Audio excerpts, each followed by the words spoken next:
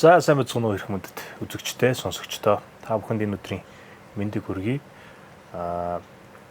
Манай Frame подкастын нэгэн шинэ дугаар эхлэхэд бэлэн болж байна. Бид нар өнөөдөр та бүхэн харж байгаа Тод Торг компани одоо захиалгын төв дээрээс энэхүү дугаараа бэлтгэж байна. Одоо байршлыг хэлэх юм бол яг дөрвөн зам дээрээс бид нар одоо нэвтрүүлгээ бэлтгээд сууж байна. За өнөөдрийн мань зочин бол Мөнх Манлай гэж одоо санхүү эдийн засгаар мэрэгшиж буй одоо ийм залуу маань байгаа. Суралцж буй ийм залуу маань байгаа. Тэг өнөөдөр бид их сонирхолтой сэдвээр ярилцахаар байгаа. Та бүхэн Аргентин орныг ер нь юугаар нь мэдэх вэ? За сүүлийн үед Аргентин гэдэг нэрийг бид нар мэдээнээс ч юм уу олон байдлаар их сонсох болсон. За мэдээж хэрэг одоо дэлхийн аврал дээр бид нар Аргентины багийг дэмждэг те. Месси гэдэг хөлбөмбөгч маань агуу гайхалтай хөлбөмбөгчд байна. Гэтэ сүүлийн үед бол одоо Аргентины эдийн засаг за ялангуяа шинээр сонгогдсон ерөнхийлөгч энэ одоо хэрэгжүүлж буй бодлого за тэр инфляцийг даван туулж буй багасгаж буй энэ гайхалтай одоо хавь miracle гэж нэрлэдэг байгаа. Энэ одоо гайхамшигтай явдлын талаар бас ярилцъя гэж бодсон юм аа. Тэгээд Мөнх Манлай маань бас ингэ надтай хамт сууж байна. Баяртай байна. Сайн байна уу? За сайн байна. Өдрийн мэнд. За Аргентины эдийн засаг гэдгийг одоо бид нар ер нь юу гэж ойлгол болох юм бэ? Ер нь ямар хөө зүйл байна вэ? Эдийн засаг гэдэг ойлголт маань ерөнхийдөө хүмүүс бодохдоо их нарийн тийм ойлголт төвхтэй гэж боддог. Гэхдээ яг үүндээ яг бидний өдөр тутмын амьдралын яг хажууд иргэд болж байгаа зүйлийг хэлж байгаа юм л та. За төсөөлөд үзвэл яг та дэлгүүр орлоо. Дэлгүүр ороход мөнгөтэй нь хязгаартай. Харин таны хэрэгцээ хүсэл бол одоо хоол хүнс, мах, гурил будаа эсвэл ховц сонор тийм бараа авмаар байдаг. Гэхдээ хэрэгцээ нь бол угаасаа их байгааддаг. Тэгээ энийг л ер нь хэлж байгаа юм л да. Бүгдийг авч чадахгүй. Яагаад гэвэл та хязгаарлагдмал нөөцтэй тийм. Харин хүсэл хэрэгцээд нь ер нь хүний хязгааргүй байдаг. За эндээс л эдийн засаг ер нь хэлж байгаа. Магадгүй бид нар одоо эдийн засаг гэхээр дэлхийн эдийн засаг гэж ерөнхийд нь авч үзэж болох байх. За ингээд хуваагдах юм бол бүсүүдэд хуваагдаад одоо твүүдтэй хуваагдаад одоо жишээлбэл манай Аз ТV эдийн засаг одоо Америк ТV, Европ ТV ч тийм ингээд явж болох байхаа. Одоо өнөөдөр бидний ярих гэж байгаа нь Аргентин гэдэг улс маань Өмнөд Америк ТV-д байдаг бидний мэдж байгаа тийм. Буэнос Айрес гэж нийслэлтэй. За 20 дугаар зууны ихэнх үед бол энэ Буэнос Айрес гэдэг бол баг Нью-Йоркийн хэмжээнд орохоор бидний кинон дээр үздэг шиг хүмүүс цагаачлахыг хүсдэг ийм гайхалтай юм газар байсан гэж ярьж байгаа юм л да. Энэ талаар ер нь одоо Аргентины эдийн засаг маань одоо дотоодын нийт бүтээгдэхүүн ч тийм үү энэ талаар одоо яриа руу оёлоо гулсаад орё л да тий.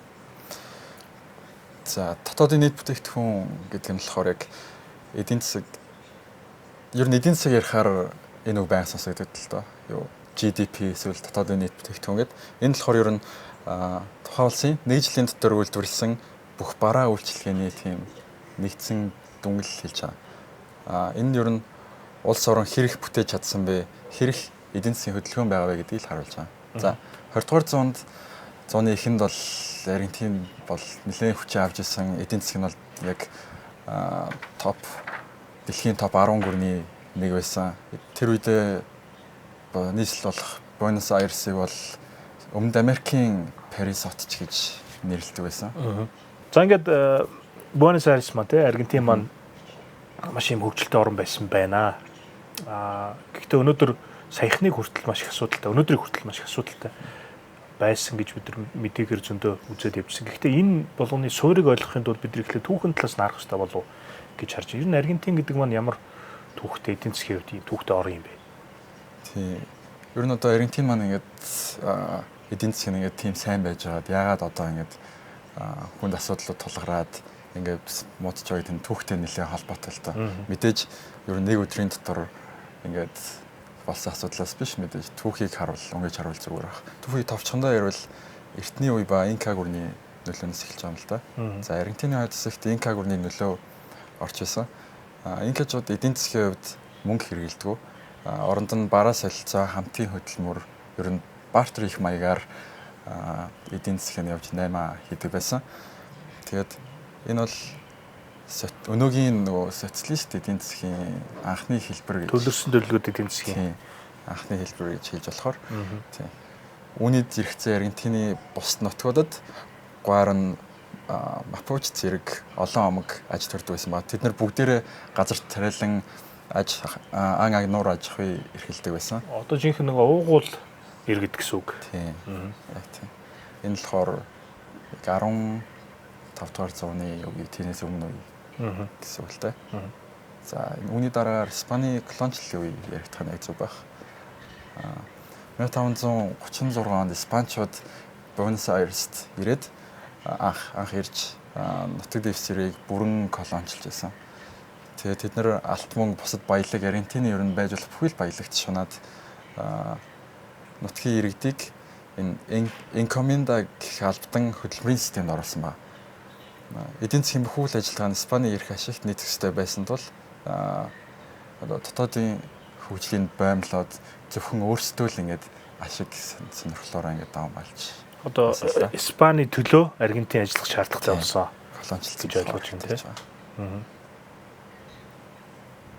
За тэгээд Аргентины Буэнос Айрес бомбц тээврийн бомблохоор тээврийн гол яг төвцөг.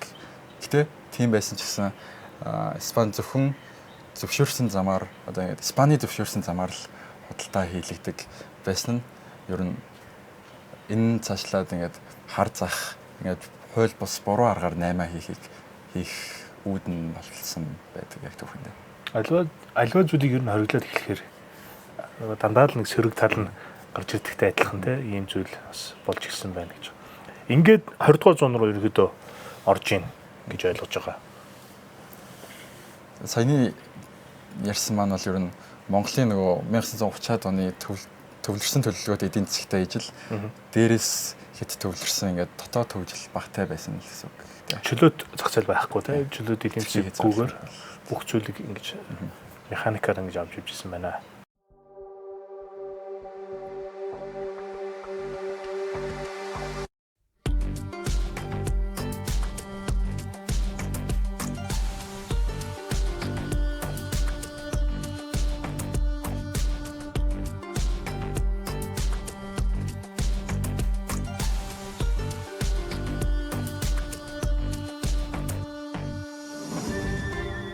Дээд зэрэглэлийн 100% бүр хорхойн торг хамгийн тансаг хийж тод торг.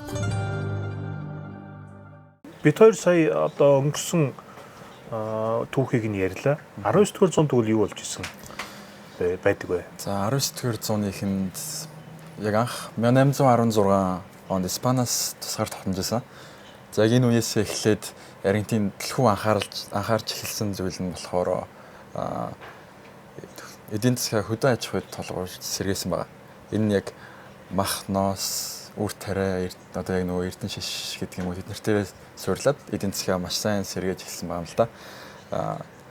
Тэгээд Буэнос Айрес хотыг Европ руу гарах гол бомб болгоо хөгжүүлж Англи, Герман, Италиас ингээд хэмжээний хөрөнгө оруулалт татаад төмөр зам, мах хөрөөх технологи, үн цэнтэй ер нь тийм логистик сүлжээ бий болгосон байна. Системийг бий болгосон. За тэгээд Аргентин ер нь эдийн засгийн энэ үед маш их ингээд хурдтай хөгжиж эхэлсэн гол шалтгаан бол мөн одоо сая дурдсанаар одоо ингээд Европ руу хүнсний гол экспортлогч болж эхэлсэн байгаа юм л да. Ер нь тийм ба. Тэгээд тэр үедээ явсаар байгаад дэлхийн хамгийн баян 10 топ гүрний нэг болж чадсан байгаа Аргентин болсон байна. Тэгээд саяны хэлсэн шалтгаанууд бас энэ яа харахгүй одоо нөлөөсөн шалтгаанууд байгаад байна. Логистик ч юм уу төвлөрсөн юм бүтцүүд байгаад. Монголын хувьд ч гэсэн харахад бас тийм зүйлсүүд байж болохоор тийм ээ. Яг тэгэхээр одоо бид нар чинь бол зөвхөн нэг юм босоо төмөр замын сүлжээтэй байгаад байдаг. За яг уул уургаас гадагшаа гарч байгаа нэг юм хагас гэх юм уу. Ийм энэ тент нэг жижиг сажиг юм төмөр замууд байдаг. Гэтэл магадгүй одоо хот болгонтойгоо аймаг болгонтой холбогдсон төмөр замууд байдаг бол нөгөө хүргэлт маань те одоо хүнсний хүргэлт бусад бараа бүтээгдэхүүний хүргэлтүүд нь намайг ямдрах болов гэдэг байдлаас харж болох юм. Тийм. Ер нь л яг тийм. За тэгээд 19 дугаар зууны сүүлчээр ер нь Аргентин хүнийг одоо Австрийн хунтаачтай адил төвшөнд амьдарч байсан гэдэг чи яриа гарсан байдаг одоо энэ амжилтаас нь харж. Нэлийн одоо баян чинэлэг болж тэрийг харуулж тийм яриа бол Европоор их тарсан байдаг. Энэний дараа 20 дугаар зуун гараад одоо бидний мэддэг түүхүүд нэлээ өрнөж байгаа. Тэ. 20 дугаар зуунд яг юу болж байна? За тэгэл яхав 20 дугаар зуун гараад 1930-аад онд их хямрал ер нь болж эхэлсэн. Дэлхийн хямрал Аргентиныг ер нь сөрөг байдлаар зогсон байна. Хөдөө аж ахуйн бүтээгдэхүүний үн онож экспорт хямигдаж ажил хөдөл ер нь маш их болсон. Энэ үед за Хуан Перон гэж байна тийм. Бичгтээ бол одоо жишээлбэл H үсгээр бичдэг үү тийм. Одоо U үсгээр бичдэг шүү дээ тийм. Ихтэй Хуан гэж дууддаг. Хуан Перон гэдэг хүн маань ерөнхийлөгч 1946 онд сонгогдсон байгаад. Ингээд айгүй их том өөрчлөлт гарсан гэж ярьдаг. Энэ үеийг болохоор перонизм гэж хэлээд байгаа. За одоо үндэсний аж үйлдвэрийг дэмжих, гадаадын хөрөнгө оруулалтыг хязгаарлаж зөвхөн одоо үндэснийхээ компаниудыг дэмжих ч гэдэг юм уу. За одоо нийгмийн халамжуудыг нэмэгдүүлэх. Бидний хамгийн их одоо ярьдаг жишээ бол тэр нийгмийн халамжуудыг одоо нэмэгдүүлэх, төрийн оролцоог нэмэгдүүлэх. Магадгүй одоо ингээ харах юм бол яг л Монголд бас те сүүлийн жилүүдэд өрнөд байгаа процессууд бас яваад байгаа юм шиг харагдаад байгаа юм л да. Энэ тал дээр юу гэж харсан бэ? Тийм, Хуан Перон бол ер нь хөдөлмөрчдийн баатар гэж байна. Арт түмний баатар. Тийм. Арт түмний баатар. Перонизм гэдэг бодлого нь болохоор ер нь үйлдвэрүүдийг төр мэдэлд авах, халамжийг тэлэх, хөдөлмөрт өндөр цалин амлах, ер нь дотоодын хэрэглээ өсөх зэргээр анх таатай харагдаж байсан. Гэхдээ эдгээр нь гадаадын хөрөнгө оруулалт гарах, валютын нөөц дуусах, инфляц өсөх, төрийн зардал тэлэх шалтгаан болж эцэстээ эдийн засаг муудж эхэлсэн байгаа урт хугацаанд. За валютын одоо саяны ярианд дэрчсэн гарлаа. Гадаад валютын нөөц гэдэг ийм ойлголт яваад байгаа. За гадаад валютын нөөцийг юу гэж ойлгож байна гэхээр энэ тухайн улс орн гадаад валютын ямар их нөөцдөг юм бэ? Хувь хүн дээр ч гэсэн яригдж болно. Хувь хүн ямар хэмжээний хадгаламжтай юм бэ? Тэгвэл те ямар хэмжээний хадгаламжтай, ямар хоримтлалтай вэ гэдэг ойлголт байнга явдаг шиг тухайн орн бас одоо магадгүй алтаар баталгаажсан ямар хэмжээний гадаад валюттай вэ гэдэг ийм одоо чухал ийм ойлголт байдаг. Гадаад валютын нөөц нь багасах тусам одоо төгрөгийн гэдэг шигдээ дотоод одоо валютынх нь ханшин унжээдэг. Гадаад валютын нөөц ихсэх тусам одоо тухайн өөрийн одоо дотоодын валютынх нь ханшин чангарч идэг гэсэн ийм ойлголт яваад байгаа. Ер нь яг тийм. За Хуан Пероныг ярих юм бол яа харахгүй дурддаг төстэй хүн бол Эва Перон гэж байгаад байгаа. Тийм, яг хоёр дахь гэргийн гэх юм уу? Тийм. За энэ хүнний талаар одоо кино, ши юмнууд бол зөндөө байдаг. Ингээд нэг юм Angel те одоо тэнгэр элч лугаа адил хүндлэгдсэн. Ард түмний хувьд ингээд их дагин лугаа ингэж хүндлэгдсэн юм хүн байсан байгаа. За энэ хүн болохоор 1919 онд төрөөд 1952 онд насурсан юм хүн байдгийм байна. Энэ бол нэлээд богино нассан те дээр хот тавдрын улмаас гэдэг те. За энэ хүн маань одоо 46-аас 52 оны хооронд Пероны хоёр технэр бөгөөд одоо Аргентины тэргүүн хатагтай First Lady гэж ярьдаг те. Тэргүүн хатагтай байсан юм хүн байгаад байгаа. За анх ядуу гэрүүл төрөөд жүжигчин болохыг мөрөөдөд Буэнос Айрес хотод ирж исэн. За тэгээд одоо ийм улс төрийн том зүтгэлтэнтэй сүлд нь ингэж ханилж мөндөрлөгт хүрсэн юм хүн байгаад байгаамаа. За энэ хүн маань зүгээр нэг ийм тэргүүн хатагтай байгаагүй. Бас ийм одоо нийгмийн идэвхтэй гэх юм уу? Улс төрийн идэвхтэй юм байсан байгаад байгаа. Ийм учраас одоо хүмүүст маш их одоо сайнэр тий үлдэж үлдсэн байгаа. За Эва Пероны хувьд болохоор тэр үнэхээр яг арт түмний хувьд маш хайрлагдсан, хайртай хүн байсан. Яг гэвэл Эвита болохоор одоо Аргентины хамгийн ядуу хэсэгтэй шууд харилцаж ингээд халамжийн бодлогыг ямар нэгэн зааггүйгээр тийм илт шууд явуулсан. Ер нь анхны улс төрчдийн нэг байсан тухайн цаг үед. Тэгээд жишээлбэл Эва Перон ингээд сангаараа дамжуулж, өөрийнхөө сангаараа дамжуулж ядуу хүмүүст байр, хоол хүнс, тэгээд эмнэлгийн зардал, сургууль бүгдийг нь ингээд үн төлбөргүй олгож эхэлсэн юм байна л да. Энэ тухайн үед маш их хүнлэг бодлого мэт санагдчихсэн. Гэхдээ тухайн үедээ яг тийм санагдчихсэн ч гэсэн яг гэхдээ эдийн засгийн үүднээс харуул асуудалтай л болж тарж байгаа юм л та. Мэдээж төрөөс ингээд хит их мөнгө ингээд халамж руу хийснээр тэр алдагдлыг нөхөхийн тулд Аргентинаас одоо төрөөс мөнгө хэвлэж улмаар инфляц нэмэгдэж Аргентины мөнгөнд тэмдэгт болох песогийн ханш унж эхэлсэн байгаа тэр үед. За энэ нь ер нь урт хугацаанд бүх ард түмнийг ингээд эдийн засгийн тун хүнд болгож ядууруулах суурийг тавиад эхэлсэн л гэсэн. Ер нь түр хугацааны тийм халамж жаргал ингээд урт хугацаанд их асуудалтай л болсон байна. Нэг талаас бас ингэж хэлж болох уу? Одоо Аргентин гэдэг улс маань 19-р зуунд их хөгжим мандат те түрүүн одоо жирийн иргэнд бараг одоо Австрийн хунтайжлага байдал амьдарч байна. Тийм маш баян чинэлэг амьдарч исэн ийм улс маань буруу бодлогын үүднээс эдийн засгийн буруу бодлогын үүднээс 20-р зуунд эхэлт дараа ингээд шууд уруудаад эхэлж байна гэж харж болохоор байна. Яг тийм. За Эва Пероноос хойш, за Хуан Пероноос хойш бол одоо энэ хямрал бол гүнзгий үргэлжсэн гэж үзээд байгаа.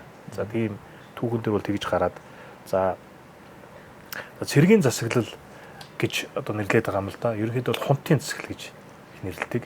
Ийм засаглал бол одоо 70-аад оноос 80-аад оны хооронд Аргентинд явсан гэж ярьдаг.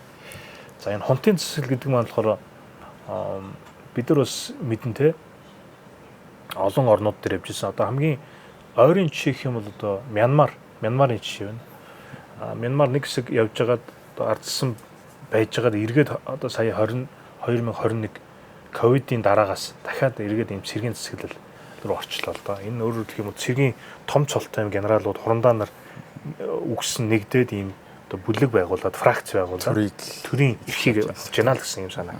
Тэгэхээр Аргентин маань энэ замыг бас тулсан байдгаа гэж ярьдаг. Энэ 70-аас 80 оны хооронд уу?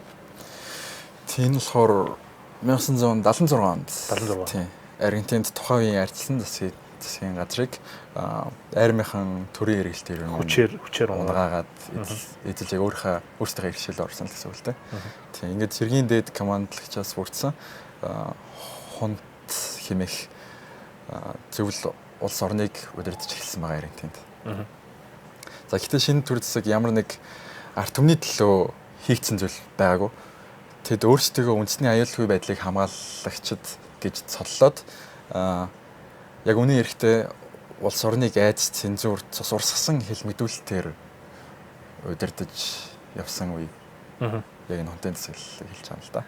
Африкийн подкаст болон Go Travel компани хамтран байгуулж байгаа Вьетнамын хэлэл болохоор юугаар онцлох юм гэхээр Ханой, Халон Бэй, за тэгээ Фукок гэсэн үгсэндээ 3 чиглэл байна. За Ханой бол Вьетнамын нийслэл ерөөхдөө та умард Вьетнамыг толдож харж болно. За Халон Бэй буюу орчуулах юм бол луугийн унтаж буй одоо боломж гэх юм одоо тийм утгатай. Тэнд бол одоо Вьетнам улс чинь шүр сув дараах алдартай. Ер нь тэгээд өөртөө бол шүрний их орн гэж нэрлэдэг. За тэрнтэй хэрхэн яаж одоо шүр хэрхэн бий болгож байгааг за мөн одоо тэр дэлгүүрээр нь орох юм боломжийг бол одоо дээрээс нь Халон Бэй руу бол маш сонирхолтой юм усан онгоцтой аялал хийдэг тийм. Тэр бол Ханой улс ер нь бол умард Вьетнамын амьдралыг ерөнхийдөө харцч болно. Ханой яг одоо социалист Вьетнам тийм. Халон Бэй бол угаасаа байгалийн үзэсгэлэн тогтцтой юм газар. Дээрээс нь Фукок бол мэдээ зугаацсан гэлээ ийм газар. Тэгэхээр ерөнхийдөө нэг 3 маш сонирхолтой юм контрасттай гэл ийм өнгө алгасан байдлыг бол харж болохоор тэр утгаараа бол бусад Вьетнамын аяллуудаас арай онцгой юм уу гэж харагдаад байна.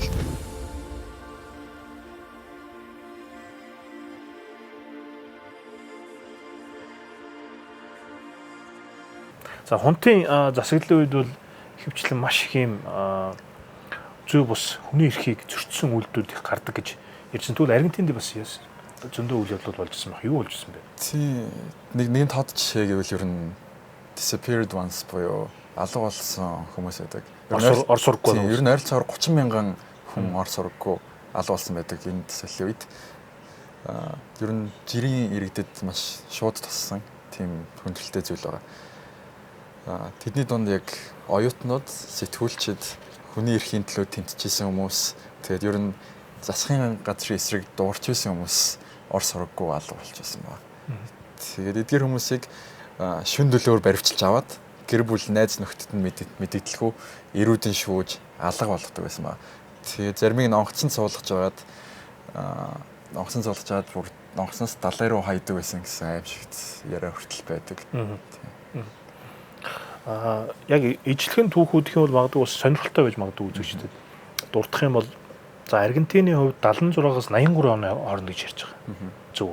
83 оны хооронд одоо яг ийм цэргийн дэглэм бохир дайн гэдэг гэж нэрлэгдэх ийм харгас үе байсан гэж хэлж байгаа. За Чилд бол одоо Аугусто Пиночет гэж хүн байсан. Даргуулагч хүн тий. За энэ хүн болохоор 1973-аас 90 оны хооронд бас яг ийм ижил төрлийн ийм засаглалын хэлбэрийг бас Чилд явуулж ирсэн байгаа. За Мянмар улс байна, Бирм улс гэж хэлдэг. За Бирм бол одоо 1962-оос 2011 оны хооронд одоо ийм засаглалтай байж байгаад эргээд ардчилсан болоод Ан Сан Сучи гэдээ бид нар санаж байгаа бол одоо Мянмараас хүн ирж ирсэн манад альчиж ирсэн ардчлалын үед. Эргээд 2021 оноос эхлээд буцаад ингээд цэргийн эрхтнүүд одоо юу буцаад одоо булгаад авцсан төр эрхийг авцсан. Нэг тийм YouTube дээр нэг тийм бичлэг явдаг шүү. Тэрийг үзсэн баг тий. Төрийн ордонд руугаа дайраад орж байгаа. Тийм бичлэг явдаг шүү тий.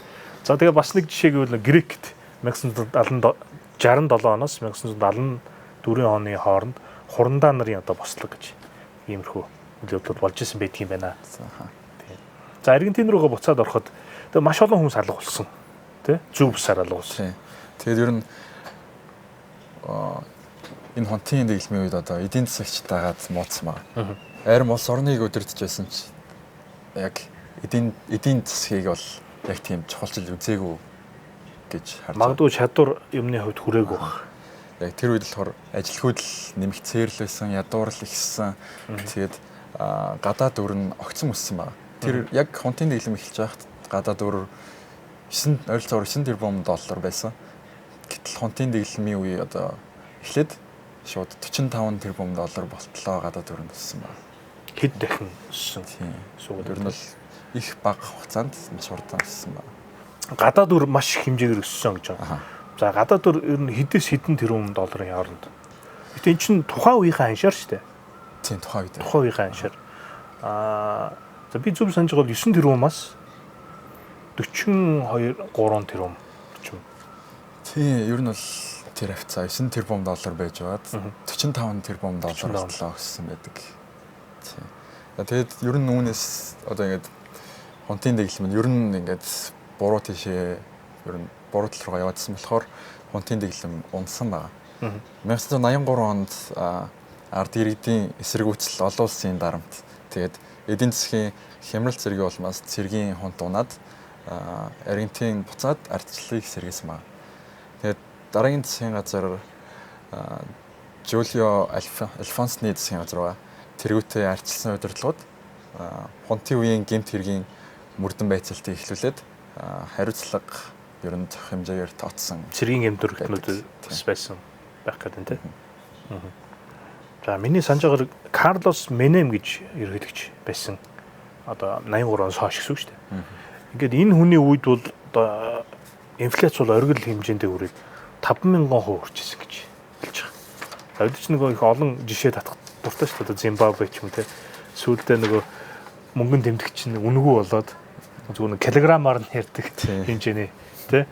Одоо нэг магадгүй кофе ч юм уу нэг аяг кофе эсвэл талх авахын тулд 2-3 сүнх бэлэн мөнгө тий 2-3 юм чимдан мөнгө авчиж бараг ингэж хэмжээний. Тэгэхээр бараг тийм хэмжээнд хүрсэн гэж ойлгоод. За ингээд 1983 оноос хойш одоо 2000 он хүртэл за 21-р зуун гарах хүртэл бол байдал бас нэлээд хүнд явж ирсэн гэж ойлгож байгаа. Түрүүн Эва Перон дээр нэг бас нэг сонирхолтой жишээ дуртахад нэг юм 1976 онд Evita гэдэг мюзикл болон кино гарч ирсэн байгаад.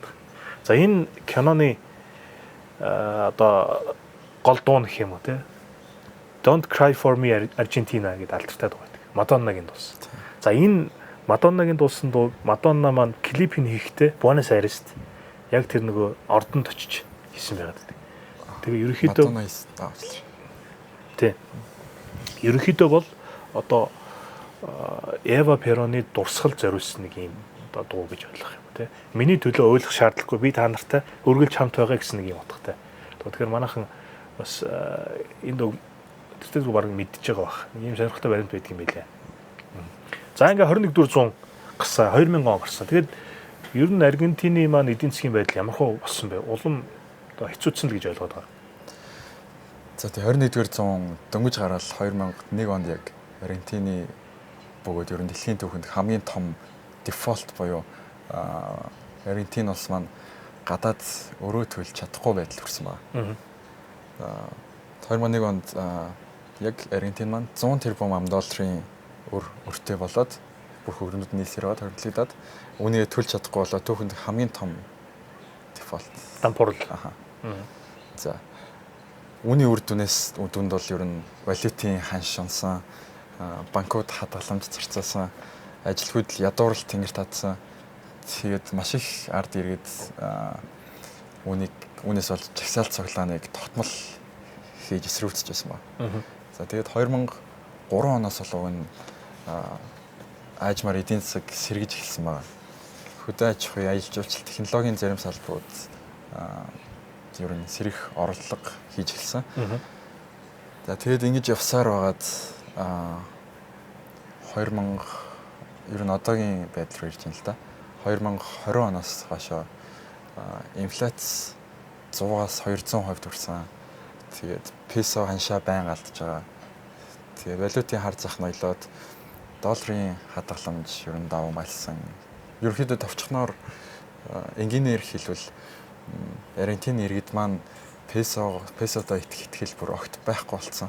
Яг та юм бодоод үзвэл яг өнөөдөр 1000 төгрөгөөр ингээд авчихсан талх чинь одоо 7 хоногийн дараа очсон чинь 2 нуурцсан байдаг ч юм уу. 20,000 ч юм уу, 50,000 ч юм уу.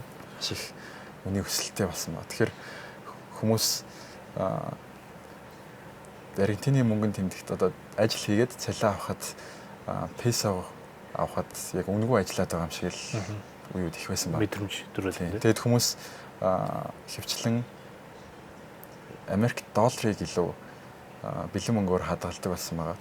Хөрөгчнийхээ ард гудсан доороо гэртээ нууц газруудад Гудсан доороо тийм бэлэн мөнгөөр хадгалдаг болсон. За тэгээд өнөөдрийн бидний мэддэг Аргентин руу ирсэн гэж. За энэ дээр бас хэдэн статистик дурдах нь зүйтэй байх гэж бодож байна. За өнөөдрийн байдлаар одоо 23-аас 24 оны байдлаар бол дотоодын нийт бүтээгдэхүүн гэж хоёулаа түрүү ярьсан. За Аргентины дотоодын нийт бүтээгдэхүүн $600 тэрбум гэж хэлж байна. За Монголын хувьд бол 10-11 тэрбум доллар байдаг. Тэр ч одоо манайхаас эдийн 60 дахин том, нэлээд том эдийн засаг одоо тэнд үйлдвэрлэл юм явж байгаа. Яг тэнд бас үйлдвэрлэл яваад. За гол экспортын бүтээгдэхүүнүүд бол мэдээж хэрэг газар тариалан гэж түрүү хоёул ярьсан. За энэ бол бүр эртнээс үүдэлтэй. Тэг уламжлалт ийм салбар нь байх гэдэг шүү дээ. За газар тариалан тэр дундаа соё гэж хэлдэг. Шар борцог. Шар борцогны одоо тариалт. Дэлхийд 3-т ордог гэж. За маш их хэмжээний одоо шар борцог. Ялангуяа манай энэ нэг vegetarian цагаан холтнууд, веган холтнууд бол бас шар борцогны махч гэдэг юм уу юмнуудыг хэрэглэдэг шүү дээ.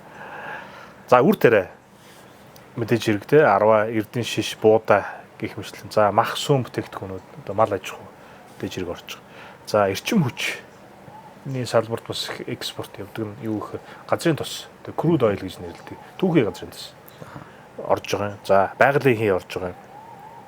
За Vaca Muerta гэдэг орд нь бол дэлхийд одоо 2-дугаарт ордог том ийм газрын тосны нөөцтэй юм том орд гэж тооцогддог. Дээр үе чинь манайх нөгөө Эрдэнэ төлдөрийг анх ашиглалтанд 70-аад оны анх ашиглалтанд ороход дэлхийн 10 том үйлдвэрийн нэг гэж ярьдаг байсан шүү дээ. Тэрнтэй адилхан одоо дэлхийн 2-дугаарт ордог тийм маш том орд гэсэн үг болж таарч байна л да. Ийм орд байна. За уул уурхай гэх юм бол одоо литиум гэж нэрлэдэг. Цахилгаан машины одоо батарейнд ордог энэ одоо гол орц байдаг. Энэ зүйлийг бол одоо дэлхийд 4 дахь том юм үйлдвэрлэгч орон юм байна. За гол экспортын зах зээл нь бол Бразил байна. Одоо хөрш Бразил орн байна. Өмнөд Америкийн бас нэг том эдийн засаг байгаад байгаа. За Хятад байна. Америкийн нэгдсэн улс мэдээж хэрэг. За Энтэг байна, Чили байна. Гэсэн улсуудад одоо ихэнх гол орлогуудаа эдгээр улсуудаас бүрдүүлдэг болж таарах нэ. За Меркосур гэж нэг ийм одоо одоо байгууллага гэх юм уу да худалдааны байгууллага байдаг. Тэгээ энэ бол Бразил, Парагвай, Уругвай гэсэн ийм улсуудтай юм чөлөөт худалдааны юм гэрээтэй. Эсвэл тэгэхээр энэ чинь илүү нөгөө татварын таатай бодлого явуулах биеиндээ одоо илүү саадгүйгээр бараа бүтээгдэхүүнээ зарж борлуулах гэсэн нэг юм л утга учиртай юм явж байгаа шүү дээ. За ингээд одоо Хавьер гэж хэлээд байгаа тийм Хавьер Миле гэж нэг одоо дончтой нөхөр гарч ирсэн шүү дээ, хүн гарч ирсэн. 23 онд гарч ирсэн тийм. За хүмүүс бол одоо айгүй сонирхолтой байдлаар сонгуулийнхаа сурчлага хийгээд нэг юуны цахилгаан хөрөөмөрөө яваал те айгүй сонин постерууд яваал сонин үс айгүй сонир те нэг нийтлэг биш юм ус төрчийн дүр гарч ирсэн те энэ хүний тухай ярил. За Хавьер Милен бол ер нь улс төрийн тийм зөөлөн дүр бол биш байгаа. Тийм.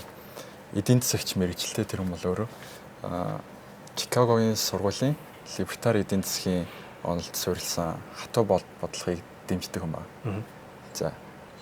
Ер нь гол баримтлагдаг үйл баримтлал нь болохоор төр бага оролцох тусам иргэд илүү чөлөөтэй, эрх чөлөөтэй эдийн засаг илүү эрүүл байдаг гэдэг бодлогыг баримталдаг ба. За, Аргентины ингээд олон жилийн архаг өвчнийг зүгээр ч ингээд эдгээгээд ингээд эмчилчихгүй харин одоо зүрлээд хэлвэл мэтчлийн ширээн дээр гаргаж ирээ те. Сэхэний ширээн те. Яг гардаж барьж аваад хатуу аргаар шийдээ гэсэн бодлогыг эрхэмлэн л гэж гарч ирж байгаа юм л дээ. Одоо яг тэрнийхээ үйл ажиллагааг ч бас хийгээд явж байгаа. Өмнөх түүх нь бас сонирхолтой юм байл л дээ. Милийн эдийн засагч профессор бас телевизийн хилцүүлгэд байнга оролцдог. Ер нь economist rock гэж дуудагддаг хүн байсан билээ. Тийм. Ер нь дүр төрх нэг тийм. Ер нь бол стар те. Тийм. Нэг сүртэй хэл яриатай, сүртэй үг ашигладаг, тийм замбрааг үстэй. Тийм юм байдаг шүү дээ, те. Манай нэг Английн Борис шиг маягийн. Тэгээд улмаар 2023 онд сонгуульд гараад популизм, социализмд туйлын эсэргүүцлээ ил тод шууд илэрхийлээд гарч ирсэн байна. Тийм. Тэгээд түүнийг бас энэний дэмжих арт иргэд бас дийлэнх байсан болохоор одоо гарч ирээд явж байгаа л гэж бодож байна. Одоо Милегийн хамгийн том байгуулж байгаа гавья, байгуулж байгаа гэж ярих байх. Байгуулж байгаа гавья бол инфляцийг буулгах буюу одоо песог үнцэнтэй байлгах илүү одоо ханшиг чангруулах юм ажлыг хийж байна гэж. За өөр ямар одоо чухал ажлуудыг Миле маань хийж байгаа вэ? За энэ юуны хийхдээ яг гол бодлогод баримталж байгаа юм л да. Яг товчхонд ордвол яамдууд 18 байсныг иш болгож цэвэрлсэн. Тэгээд 15,000 төрлийн албаагчдыг цогтгож ажиллаас нь чөлөөлсөн байгаа. Тэгээд олон нийтийн тээвэр эрчим хүчний татаасуудыг хассан байгаа. Дэд бүтцийн санхүүжилтийг бас зогсоосон байгаа. Тэгэхээр ингэж таналт хийсэн нь Аргентины төсвийн алдагдлыг 5%-аар багасгах зорилготойсэн. Энэ бол маш том тоо хэмжээлтэй. Тэгээд төсөв бол ингээд Аргентин шиг орнуудад үргэлж ингээд сэтгэл татам ингээд хамгийн гоё амлалтууд байсан. Гэвч Миле бол үүнийг ирээдүйн зээл гэж үздэг. Тий. За, инфляцтай тэмцэх нь бол номер 1 зорилт нээсэн. Аргентин бол дэлхийн хамгийн өндөр инфляцтай орнуудын нэг байсан л да. Жишээ нь 2023 онд 211% төрсэн байгаа инфляц нь. За тэгээд Миле болохоор төв банкыг татан буулгах нь песог хална долларжуулна гэж мэдэгдсэн байгаа.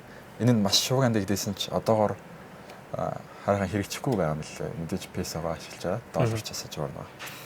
Гэсэн хэдий 2023 оны 12 сард 25% байсан сарын инфляц нь сарын шиг 2024 оны 1 сард 2.7% болтлоо буурч онсон байна.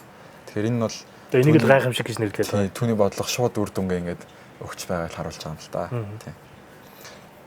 За Миле ер нь 300 гаруй шинжиллийн зарлиг гаргасан гэж байна. Үүнд болохоор компаниудын үнийг чөлөөлөх, эмтарины үний зохицуултыг халах, экспортыг чөлөөлөх, нийгмийн халамжийн зарим хөтөлбөрүүдийг хүчингүй болгосон байна. Тэгэхээр ер нь энэ бүгдийг яг төр бол асуудал, зах зээл бол шийдэл гэсэн логикт дээр суурилсан. Одоо төр бол хамгийн муу менежер юмаа гэдэг л одоо ойлголт ерөнхийдөө явж байгаа гэж харж байна. Тийм тэгээд хувийн өмчийг дэмждэг. Хувийн өмчийг маш нэндан чухал зүйл. Тэгээ бизнес эрхлэгчид бол ингээд улсын гол түлхүүр суурь байх хэвээр Баатрууд гэж үздэгтэй тэр юм байна. За Милигийн хувьд бол одоо ийм гахалтай зүйлсүүдийг хийсэн байна. Сүрэг бүр давар. За бас энэний сацууг юу гэдэг чинь урт хугацаанд энэ гаргаж байгаа шийдвэрүүд маань эдийн засгт мэдээж хэрэгтэй эрүүлж байгаа юм зүйлсүүд байна. Мэдээж гэхдээ энэний хажуугаар сөрөг хэцүү одоо ард түмэнд шууд тусч байгаа ч юм зүйлсүүд байгаа бах. Энэ нь юу байж? Тийм энэ бол яг одоо ард түмэнд яг тусаад яг одоо болж байгаа зүйл. Яг ард иргэдийн амьдрал ингээд богино хугацаанд маш хүнд болсон л доо. Яг ядуурл буурах биш бүр нэмэгдсэн байна. Тэгээд олон нийтийн эсэргүүцэл их явж байгаа юм л да. Жишээ нь ингээд оюутнууд багш нар тэтгэврийн хүмүүс томоохон жагсаал хийж гисэн ба. Их сургуулиуд яг гэвэл нөгөө их сургуулиудын санхүүжилтийг давхар нөгөө маш ихээр танаад баг байхгүйтэй адилуулгацсан байгаа юм л да. Ер нь эндээс харахад авч байгаа хэлэхэд шинжилэл гэдэг зүйл нь ер нь амархан тийм амттай зүйл бол биш. Өвдөлтийг дагуулж хэлээ. Нилээч өөрөө үүнийг өөрөө хэлсэн ба өвдөж байж эдгэрнэ гэж хэлсэн байдаг. Харин хизээч эдэхгүйгээр амьдрах уу эсвэл одоо эрсдэл хүлээж өөрчлөгдөх үү гэдэг бол таны сонголт гэж хэлж гарч ирсэн юм. Үнээж баримтлаад одоо явж байгаа. За Милигийн хувьд бол одоо ийм шийдэмгий арга хэмжээнүүдийг аваад явж байна. Тэгээ энэ бол урт хугацаанд бол мэдээж иргэн эдийн засгийг эрүүлж хараад байгаа. Тийм учраас олон улс орнууд Милиг бол Милийн эдийн засаг гэж айгүй тодтогч Милийн гайхамшиг хавар Милийн гайхамшиг гэж тодтогч яваад байна. Тэгвэл Монгол орны хувьд бид нар ч бас их инфляцийн энэ дарамтанд байдаг улсууд. Тэгэхээр одоо энэ инфляцийг багасгах тал дээр бид нар юу хийвэл зүгээр гэж боддог. Зүгээр залуу хүний хувьд бас эдийн засаг сонирхдаг, судалдаг, сурж байгаа хүний хувьд. За миний бодлоор бол ер нь одоо төр засгийг хараад тахт миний өнцгөөс арай үрлэгэн байна бол гэж харагдаад байна. За тэгвэл ерөнхийдөө одоо бит хоёрын ярилцах сэдв маань энэ хүрээд өндөрлж байна.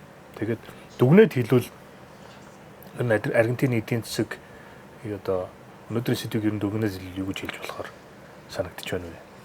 За ер нь ингээд өнөөдрийн сонирхолтой нэлээд гүн яриа төгсөл хэсэгт ирлээ. За дүгнээд хэлэх юм бол Аргентинд ингээд боломж нь байгаад байгаа мөртлөө их түүхэндээ харахад их бодлантай нөгөө л нэг асуудал руугаа орооддаг. Энэ бодлантай эдийн засаг гэж харж байгаа л да. Аргентин бол нөөц баялагын хувьд бол тийм азтай боломжтой орн. Өвчил шимт газар өндөр боловсролтой хүн амтай, экспортын боломж ихтэй, дотоодын бүтээгдэхүүн газар тариалан сайнтай хөдөө аж ахуй. Тийм. Гэхдээ тэдэнд тулгарч буй энэ инфляц, валютын аншийн савлгаа, өрийн дарамт, тогтворгүй бодлого, эдийн засгаа ингээд тогтворгүй авч явж байгаа байдал нь иргэдээ ингээд ер нь найз давтуулсан байдалд байлгаж байгаа юм л та. Тэгээ иргэд песогоос илүү нөгөө долларыг илүү үзэж байгаа нь гадаад валютууд илүү. Тэр нь ер нь эдийн засагт хэр ихтэй байгааг нь л харуулж байгаа юм л та. Тэгэхээр тэдний алдаа бол ер нь миний бодлоор боломжоо ашиглаж чадахгүй тогтвортой тогтолцоог бүрдүүлж чадахгүй байгаа явдал нь гэж бодож байгаа. За Малагийн маань хувьд магадгүй сая ярилцах явцдаа оруулж амжаагүй ч юм уу тийм одоо хэлхийг хүсэж байгаа зүйл байвал бас одоо хийж болно шүү. Ер нь бид бас яг одоо ингээд Аргентины замаар яваад байна уу эсвэл тэдний алдаанаас суралцаад өөр зам сонгох уу гэдэг бол яг бидний л сонголт болж байгаа. Тэгэхээр ер нь зөв зам руугаа орох хэрэгтэй. Тэгээд Монголтой харьцуулбал хоёр улсын нийтлэг сургамж байгаа л да. Тэр нь болохоор эдийн засаг зөвхөн ингээд ийм мэрэгчлэтнүүдийн биш хүн бүрийн амьдралын нэг хэсэг. Тэгээд тодорхой бодлого, мэдлэгтэй иргэн хоёр хамтдаа хоёулаа орчин тогтнож хүчрэг улс бүрдэж бий болдог. Мөн иргэдний эдийн засгийг ойлгохгүй бол төрд хяналт байхгүй боломж бас хомс байдаг. Тэгээд Аргентин Монгол хоёр төсөөр газар орчдөг ч гэсэн эдийн засгийн үндсэн асуудлууд нь адилхан итгэл, ойлголт, хариуцлага хамгийн чухал. За тэгээд сүүлд нь одоо ингээд дүгнээд харахад бол хэрвээ та энэ бит хоёрын ингээд яриаг сонсоод би энэ эдийн засгийг ойлгох хэрэгтэй байна гэж бодож ивэл бидний ерөн зорилго биелээ л гэсэн үг. Мөн хэрвээ та Монголын ирээдүйд итгэж өөрөөсөө эхлэн суралцахыг хүсэж байвал та өөрөө эдийн засгийн хөгжилд оролцож байгаа нэг шүү бас гэдгийг бас хэлмээр байна. Мөн бас Аргентины ингээд түүхийг сонсоод бид бас ингэж болохгүй байна гэдэг бахан ч гэсэн ойлголт авсан бол одоо маш сайн бидний зорилго өдрийн дугаарын зорилго ингээд биелээ болж байгаа л гэсэн болж байна да. Тэгэхээр эдийн засаг гэдэг бол одоо хин нэгэн харь гаргийн ч юм уу хүмүүсийн асуудал биш, бидний асуудал юм. Яг ингээд урд байгаа. Яг ингээд яг одооноос дэлгүүрт ороод барааны үн нэмэгдсэн байгааг бид нар анзаардаг та. Тийм. Барааны үн нэмэгдэнгүүт яагаад энэ нэмэгдсэн байна вэ гэдгийг анзаарч харах хэрэгтэй. Тийм. Тэрнээс л одоо эдийн засгийн ойлголтыг хэлнэ л гэж. Тэгээ бүгдээр эдийн засгт бас оролцдог бай. Шаардлагуудаа тавьдаг бай, ойлгодог бай гэдэг байдлаа бас уриалахыг хүсэж байна. Яг энэ саяны асуулт таныг яг эдийн засгийн сэтгэгч болгож байгаа юм да. За баярлалаа. Тэгээд бид нар бас олон дугааруудыг цааш төлөвлөж байна. Тэгээд та бүхэнд бас таалагдах ба гэж найдаж байна. Эдийн засгийн талаар бол олон подкаст ч юм уу нэвтрүүлэг бид нар одоо хаанаас үзэж болно. Гэтэ бидний хувьд бол илүү энгийн байдлаар, амьдралд ойрхон байдлаар одоо нөхөрсгөөр ингэж ярилцахыг одоо бодож төлөвлөж явж байна. Тэгээд өнөөдрийн дугаарт хамт байсанд баярлалаа. Баярлалаа. Сайхан байлаа, татаа байлаа. Тэгээд бүгдээрээ сайхан амраарай. Африкийн подкаст болон Go Travel компани хамтран байгуулж байгаа энэ Вьетнамын аялал болохоор юугаар онцлог юм гэхээр Ханой, Халонг Бэй, за тэгээ Фукок гэсэн үгсэндээ 3 жишээл байна. За Ханой бол Вьетнамын нийслэл ерөнхийдөө та умард Вьетнамыг толдож харж болно. За Халонг Бэй буюу орчуулгын бол луугийн унтаж бай одоо боломж гэх юм одоо тийм утгатай. Тэнд бол одоо Вьетнам улс чинь шүр сувдаараа их алдартай. Ер нь тэгээд өөртөө бол шүрний их орн гэж нэрлэдэг. За тэрнтэй хэрхэн яаж одоо шүр хэрхэн бий болгож байгааг за мөн одоо тэр дэлгүүрээр нь орох юм боломжийг олгодог. Дээрээс нь одоо Халонг Бэй руу бол маш сонирхолтой юм. Усан онгоцтой аялал хийдэг тийм. Тэр бол Ханой улс ер нь бол умард Вьетнамын амьдралыг ерөнхийдөө харьцаж болно. Ханой яг одоо социалист Вьетнам тийм. Халонг Бэй бол угаасаа байгалийн үзэсгэлэн тогтцтой юм газар. Дээрээс нь Фукок бол мэдээ 100 циклээ ийм газар. Тэгэхээр ерөнхийдөө нэг 3 маш сонирхолтой юм контрастыг л юм өнгө алгасан байдлыг бол харж болохоор тэр утгаараа бол бусад Вьетнам аяллуудаас арай онцгой юм уу гэж харагдаад байна.